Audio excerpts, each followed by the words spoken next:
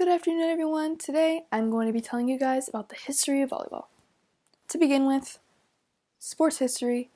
When that's typically brought up in America, people turn to football. That's basically the mainstream sport in America, which I think should change. Volleyball is an Olympic sport, it's international, and is played by both males and females. The sport has even received so much love. It's everywhere. I'm now seeing it more in commercials and stuff like that. To start off the speech, I'm going to be talking about how the sport got started, then how the sport started to change. It changed a lot, trust me. And then I'm going to talk about how the sport grew internationally. In 1895, William G. Morgan started the sport of volleyball at a YMCA in Holyoke, Massachusetts. The sport was originally called Mintonette, but was later changed by Dr. Halstead because he was watching and he noticed there was a lot of volleying going on. So he decided it would be more reasonable to call the sport volleyball instead of Mintonette. Volleyball is supposed to be a combination of handball, baseball, basketball, and tennis. Clearly, tennis was adapted the net to volleyball, which at the beginning stood only 6 feet tall and with extra 6 inches. That was because people were typically shorter back in those days. And then there was also unlimited players on each side. One could have 17, one could have 5, it didn't matter. You could touch the ball as many times as you needed, and the points could only be served by the serving team. Also, one last thing before we move on. There could only be 21 points. Once you hit 21, game over. That's it. The team that scored that points, you win. After all, that was only the beginning, though. Sorry. Over time, rules and regulations started to change due to the fact of more interest in the sport. As I said earlier, you could only reach 21 points. Now, you can reach 25, but there is a 2-point difference rule.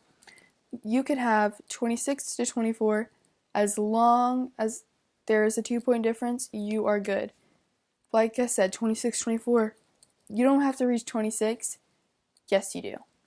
In 24-25 situation, even though you hit 25, you can't win. You have to score that extra point to create the 2-point difference for it to be legal. Another thing was the amount of unlimited players wasn't working. There was injuries, and we don't want that. So they ended up minimizing it to only 6 players. Another thing was touches. You could touch it an unlimited amount of times, as many times as you want to get it back into play. No, not anymore. You could only touch it 3 times. At first, the block was included, but that was later changed due to the fact blocking became more popular.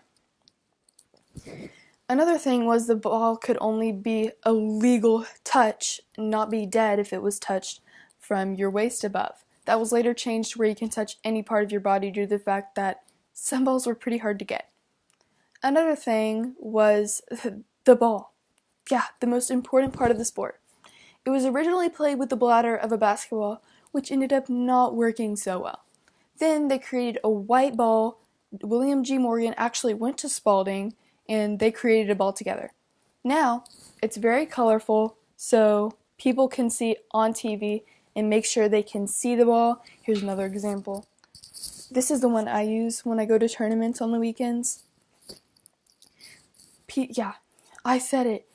People watched volleyball on television. That's what I'm talking about next. International volleyball. After volleyball became more mainstream, the YMCA and the NCAA started to spread volleyball across U.S. PE classes. Shortly after, in 1928, the USVBA was formed in order to establish more rules and make it more serious. Then, the first ever FIVB World Championship was held in Prague, Czechoslovakia. Both male and female division was included.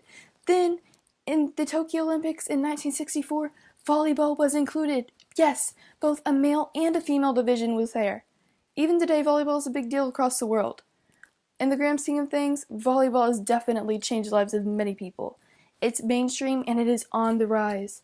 Over the past 124 years, there has been many changes, but it is shaped into what volleyball is today. Amazing and life-changing.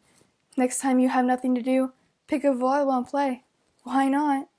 Thank you guys for listening.